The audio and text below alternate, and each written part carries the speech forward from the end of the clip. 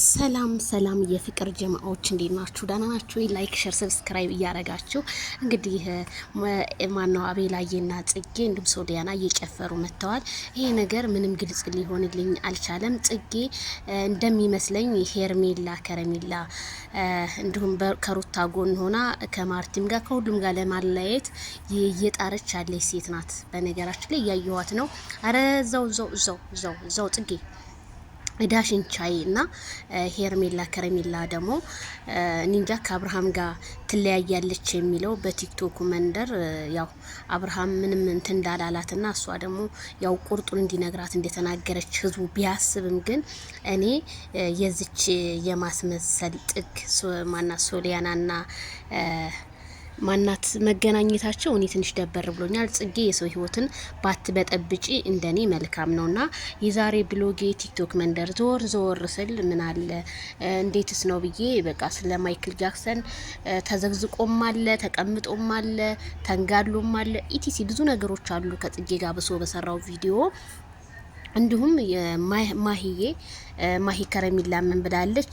ብዙም አትላላጡ መረጋጋት ይልመድባችሁ ወገን ብላለች።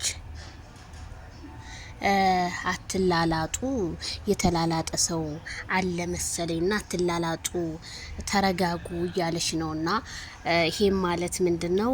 በማይክል ዙሪያ ማይክል ጃክሰን ማለት ሁኔታውን መጨረሻውን ሳናይ መጀመሪያውን ጀምረን ሳይቋጭ የምናወራው ነገር መስዋዕት ያስከፍላል ብዬ ነው የማስበው።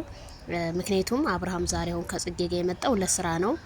ህዝቡ ግን እያለ ያለው ፍቅረኛ ተመዘገበች ምናምን ብዙ ነገር እያለ ነውና እባካችሁ ተረጋጉ ስለኔም ከዚሁ አስተላልፋለሁ። ማሂዬም እንግዲህ በጣም ተናዳ ስቶሪ ላይ እንደዛ ብላ ፖስታለች ማለት ነው። እንግዲህ መልእክት ይድረስ ለሁሉም።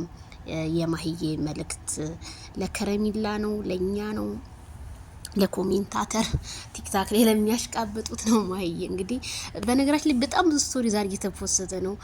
በቃ ተረጋጉ። ለማንኛውም እርጋታ ግን እንዴት አያችሁ ግን የፍቅር ጀማዎች የዛሬው ሚዲያው ነግ ቲክቶኩ ነግ አለ አይደለ?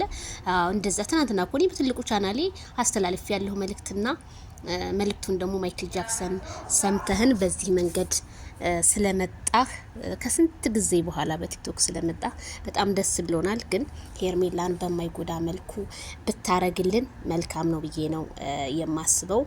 እንግዲህ ጽጌ ጥግሽን ያይ ስራ ከሆነ ስራ ስሪ።